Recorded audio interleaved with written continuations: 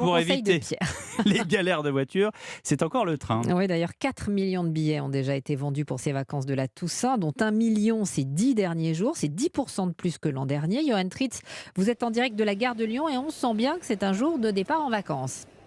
Ouais, ici il y a du monde, gare de Lyon à Paris, vous devez l'entendre un peu derrière moi, ça se bouscule, ça s'agite alors que va partir dans quelques instants un train destination Nice.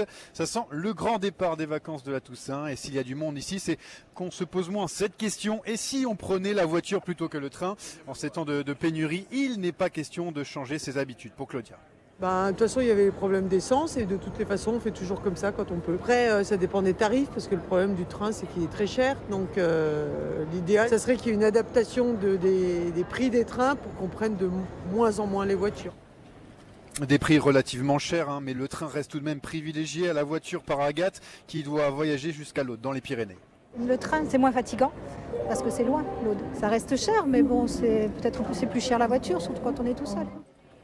Et puis il y a un autre avantage pour Augustine qui part pour Lyon aujourd'hui.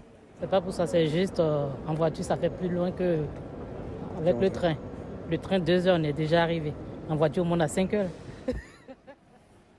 Le sourire donc pour Augustine et elle peut l'avoir car comme des millions de Français, elle part en vacances ce soir pour la Toussaint. Voilà, Johan Tritz, gare de Lyon à Paris. Et puis la CGT veut maintenir la pression après les vacances. Elle annonce 2 nouvelles journées de mobilisation les 27 octobre et 10 novembre prochains.